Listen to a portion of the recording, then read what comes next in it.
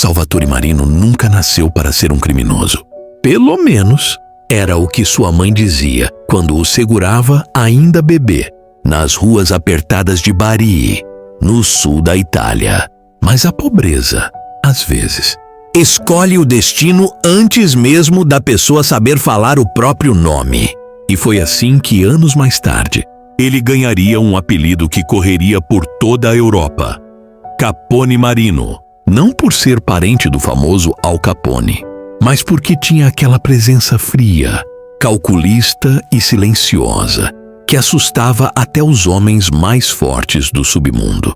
Salvatore cresceu num bairro onde o futuro tinha sempre a mesma cara. Ou você trabalhava no porto, ou trabalhava para algum homem perigoso.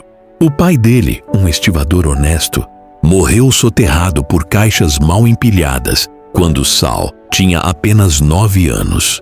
E a partir daquele dia tudo mudou. A mãe lutava para pagar o aluguel.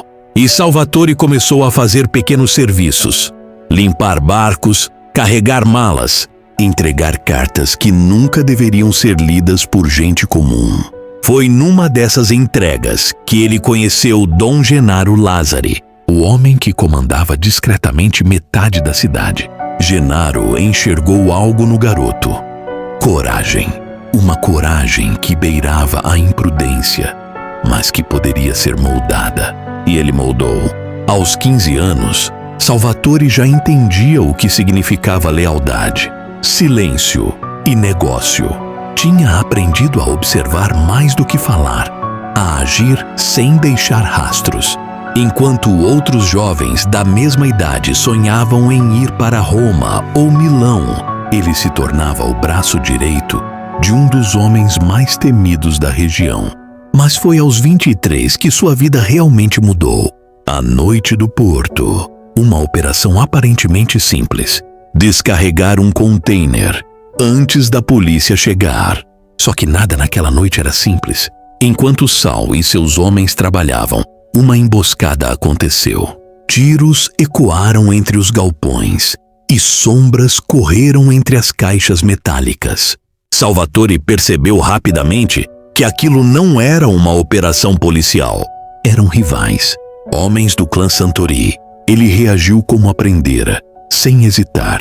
Derrubou 2 inimigos, coordenou sua equipe, protegeu os mais jovens. Mas apesar dos esforços, Dom Genaro, o homem que havia mudado sua vida, foi atingido no peito, no chão, com dificuldade para respirar. Genaro segurou o braço de Sal e disse: "Você vai assumir, rapaz. Cuide deles como eu cuidei de você. Prometa." Salvatore prometeu e cumpriu. A partir daquele momento, tornou-se oficialmente o líder do grupo.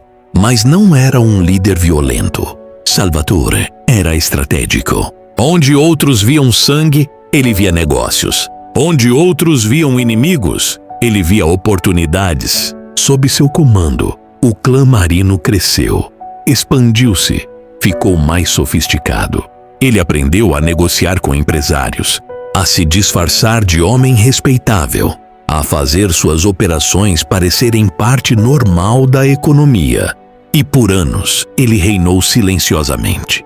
Mas todo reinado tem rachaduras. E o dele começou por onde ele menos esperava, dentro da própria casa. O traidor! Entre os homens de confiança de Sal, havia um que se destacava: Marco Santini.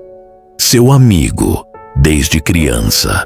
Marco era impulsivo, ambicioso e às vezes imprudente demais. Mas Sal o amava como a um irmão. O problema? Marco queria mais. Mais poder, mais dinheiro, mais respeito. Quando a polícia começou a fechar o cerco ao clã Marino, Salvatore soube que havia vazamento. Informações que só os mais íntimos sabiam estavam chegando às mãos erradas. Tinha que ser alguém muito próximo. E apesar de negar por meses, a verdade veio à tona, numa gravação interceptada. Marco era o traidor. Ele havia se vendido ao clã Santori, os mesmos que mataram Dom Genaro. O acordo era simples: entregar Salvatore em troca de assumir o comando depois que o rival caísse. Marco acreditava que podia enganar todo mundo, até mesmo o amigo de infância. Salvatore ouviu aquela gravação sozinho, sentado na mesma mesa onde anos antes havia feito o juramento a Gennaro. O silêncio da sala parecia pesar mais que o próprio mundo. Não chorou, não gritou. Se essa mensagem te tocou, compartilhe para que ainda chegue ainda mais longe. Cada gesto simples de apoio gera gratidão e volta em forma de bênçãos. Se fez sentido para você, inscreva-se no canal, ative o sininho e continua comigo nessa jornada. Ainda há muito conteúdo que pode transformar a tua forma de enxergar a vida.